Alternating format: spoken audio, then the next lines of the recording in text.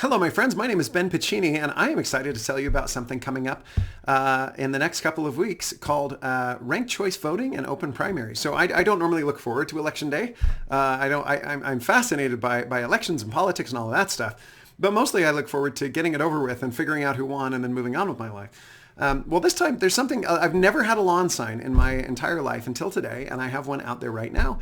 And it is the Yes on One campaign lawn sign. And what Prop 1 does in Idaho that I'm so stoked for is it creates a more open primary system and it creates ranked choice voting. And I want to tell you why I'm excited about that. So I'm kind of a data guy. I'm a geek and I like this stuff. So when I looked on Google Scholar, I found a couple of papers on this.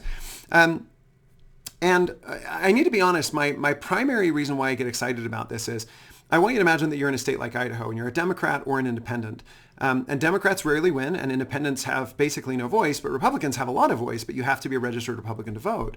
Well, now, on the one hand, I really do think there's something valuable in saying, well, each party gets to run this, and so let's let them run their own primary. I can respect that. That makes sense. But the problem is that when we do that and only registered Republicans get to go, number one, the Republican base gets to make decisions about the entire primary system in ways that the issue is not conservatism. I'm a big fan of conservatism. I am as free market as Milton Friedman. Rather, the issue that I take is that there becomes a purity contest to show that I am holier than thou. I am more free market than you. I am more conservative than you. I am more whatever it may be. And that's because of the primary system design. So the reason why I'm excited about open primaries is it does two things. First of all, it really does give independents and Democrats a chance to have a little bit of say in the process.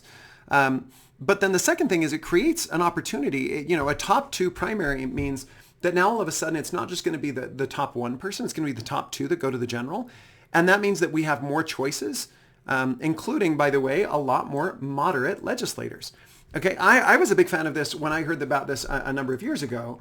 This is something that the Schwarzenegger Institute published where they said, yeah, actually, as it turns out, in California, when we introduced this, we had more moderates in the legislature. And that's really cool to me. That gets me excited. Now, for Democrats in California, that's a bad thing. And by the way, in Idaho, I suspect that conservatives in Idaho would view that as also a bad thing because they have built their whole record on this system of let's run as far to the right as we can and be all we have to do to win is be ridiculously right-wing instead of actually being thoughtful and good and kind and decent and, all of those things. And I take issue with that. This is not about how conservative someone is. This is about finding people who are the right kind of candidate to represent my state of Idaho. And I think that that's really important. Now, I need to be honest about this. I am not a political scientist. So all of my friends who are out there who are political science researchers and know more of the empirics, please send them my way. But I found two or three things. This is a great Coeur d'Alene post by a Democrat in the state who says, hey, this is actually really good because it reenfranchises people. And I thought it was a nice little article. Over here, how open primaries and ranked choice voting can help break partisan gridlock. And then I think here's the other one that I wanted to mention really quick. For as many articles as I found that said, this really works and it really works well, I also found a number where it said, yeah, we didn't see that much of an impact. We didn't see that much of an effect. And so there are some signs that it's good. There are some signs that it's tepid, and I don't know which one to believe because I don't know the research. But that about tracks with what I understand of open primaries. And let me give it to you this way. I don't think that there's a legislative reform, a reform of primaries in particular, that will fix the problem of needing good people to come out to vote, to be reasonable, to be thoughtful, and to do that work. Having said that, I still think that open primaries are the right way to go.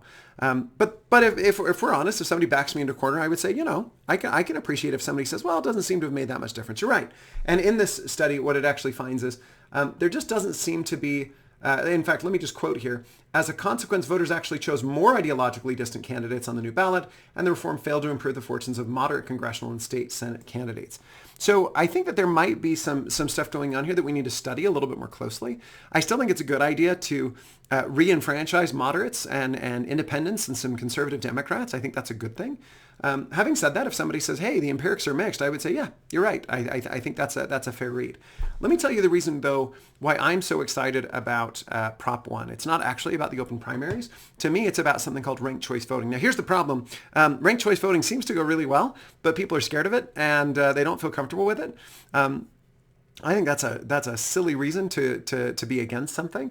And I should say, by the way, I've looked up a bunch of these papers on ranked choice voting, and they are far more consistent than the open primaries papers are, where it consistently finds, and so this is fairvote.org, and you can read through a few of these. It's increased turnout, youth turnout was higher, a 10% increase in voter turnout. These are all the way across. You also find a good number of studies that are finding that people get what you would say is less ideologically extreme candidates, and that's what I get really excited for. And by the way, I found this here, but I think you should do your own research. You should find what you can find on your own and tell me if I'm wrong, because that doesn't bother me at all. Here is the thing that I want you to know about ranked choice voting, because I'm about to nerd out. I think that ranked choice voting is great. I think it's awesome. I think ranked choice voting is also misunderstood, and some people are trying to play games with this. I'm a pretty conservative guy. I jokingly say that I'm slightly to the right of Milton Friedman, but I'm not actually joking. I'm quite conservative. Here's what I will say. Ranked choice voting means that there is an obligation, or I guess I should say an incentive, for right-wing and left-wing, like politically extreme candidates to go, okay, but wait a minute. You might be somebody's first choice, but are you going to be punished by those who won't any longer call you their second choice?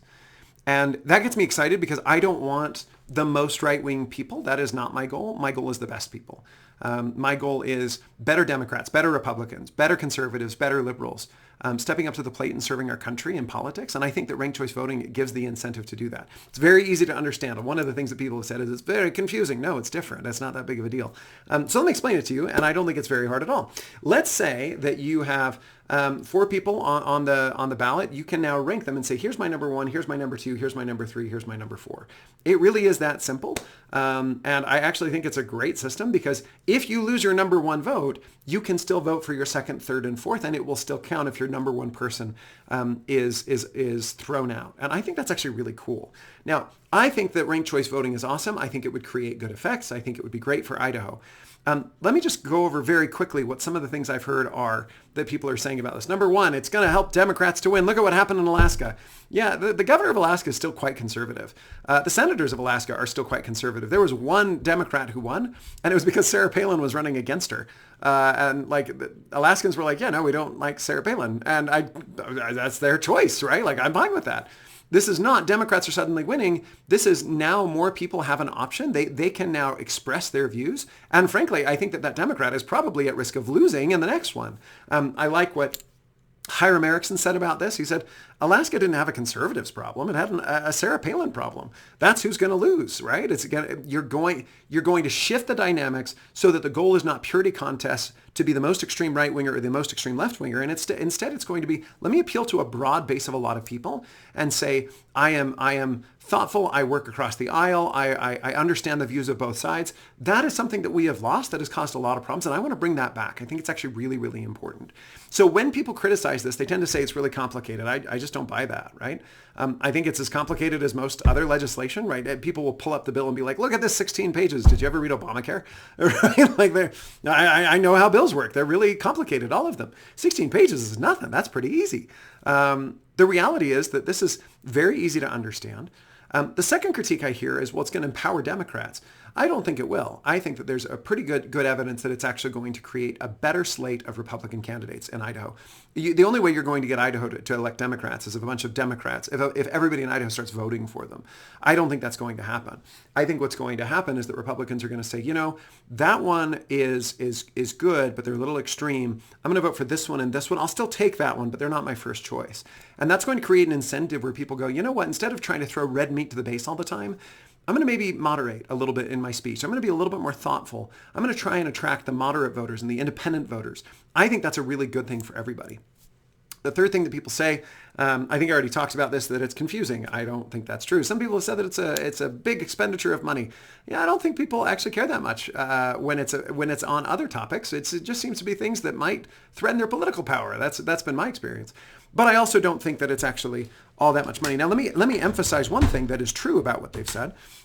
People are sometimes confused because it's a new system. We should take care of that now and make sure people are educated so they know what ranked choice voting looks like. I think that the number of people is quite small who are confused, but let's do some good voter education. Let's teach people how ranked choice voting works and that you need to rank your choices 1, 2, 3, 4. At the end of the day, this is really exciting to me because I think it could make a difference. Now, are you ready to nerd out? I am here to say that this is my personal opinion. You do not have to agree with me, but I think this is a really cool thing that could make a difference. Let me tell you about the other voting systems, though, that I think could make a huge difference, that I actually get even more excited about than ranked choice voting. So right now we have something called plurality voting, and that is you get one vote, you vote for one person, whoever gets the biggest plurality, they win, and that's it. And that causes a problem, and the problem that we're seeing is some people are not actually broadly popular, but they can get this little base really, really excited, and they will turn out on election day, and that causes some weird incentive effects where instead of running for a broad swath of the population, people are running to the right or running to the left and trying to be the most right wing or the most left wing, and that's not good for our politics. That's not good for our populace. So here is ranked choice voting that creates some cool things that helps us be a little bit more measured, that helps us be a little bit more thoughtful, a little bit more deliberate. I really like it. I am a big fan. I am in favor of Prop 1. But if you want to know my secret actual favorites, let me tell you two more that are even better than ranked choice voting. So here's number 3. Number 3 would be approval voting.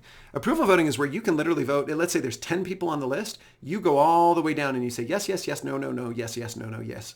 And it's the same impact as ranked choice voting, except that your vote can go even further. You are rewarded if you get to know all the candidates. You have more power, I guess you could say. And it's a lot more simple to explain to somebody. Ranked choice voting, to be fair, you have to be able to, there is something to be said for explaining something really, really simply. I think that approval voting, you can just go check, check, check, no, no, no, yes, yes, yes. And it's really straightforward. But my favorite of all of the voting systems that I've been nerding out about since a friend told me about this about 6 months ago, it's called score voting, also known as range voting. So I can imagine that you have 10 candidates. Instead of yes, no, or 1, 2, 3, 4, you get to give them a grade. Like in grade school, like in 7th grade, you can be like, I'm going to give this person a 94. This person has a 21. This one person has a 0. And you can just go all the way down. Now, here's what's really cool about this.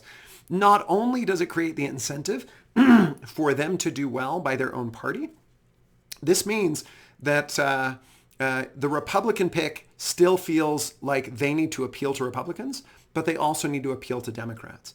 And so there's a lot more pressure on people on both sides to say, okay, but I need to be aware of what everybody wants and not just my little base. Because yes, they may not be voting for me. It might be 30 versus 70. They really they think this person gets a C minus, but I get an F.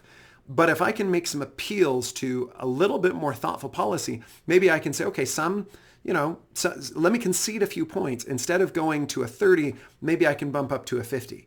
And that is enough to make a difference in political moves that I think would be really welcome and could cause a lot of, bridge building and a lot of coming together in ways that I think would be really great. So a couple of things. Number 1, you will see that wherever I post this, I'm also including some links to some debates so that you can learn more for yourself. I think those debates are great. Learn about this. Find out if you agree or disagree. Number 2, I do not mind if you disagree with me. I especially don't mind if you have better studies than I have. This was like a 10-minute thing where I looked up a few things. I found some cool stuff. I did find that ranked choice voting seems to increase voter turnout and seems to increase the potential for more moderate candidates. I found much more spotty research on open primaries, but I still like the idea. I'm still open to it. Find me better stuff. Don't just find me the stuff that agrees with you, but find me better stuff. And I will happily share that. Number 3, I think I said this earlier, there is no electoral reform that is going to eliminate the need for good people to do the right thing. We need good people to stand up. We need good people to vote in primaries and in generals. And that's something that I feel really deeply. And so maybe one of our options here is to get out there and to make a difference, and to make a difference by contributing where we can. And I guess number 4 would be politics ain't the main event, right? I'm excited about it. I'm a nerd. I minored in poli-sci. I'm a big fan of this stuff. At the end of the day, it's probably more important how I treat my neighbor or how I raise my kids, how I contribute to my community, than who I vote for on election day. And so even though I feel pretty strongly about this stuff, and I think it's really cool and it's fun to nerd out about, ranked choice voting and score voting and approval voting and all this stuff, at the end of the day, I think the best thing that we can do for our country is to be the best citizens we can be. Feel free to interact with me, ask me questions, but I figured I would just send that little note God bless you all. God bless America. Do the best you can on voting day. And if it doesn't turn out your way, then you and I can be drinking a root beer together afterwards. Be well. God bless.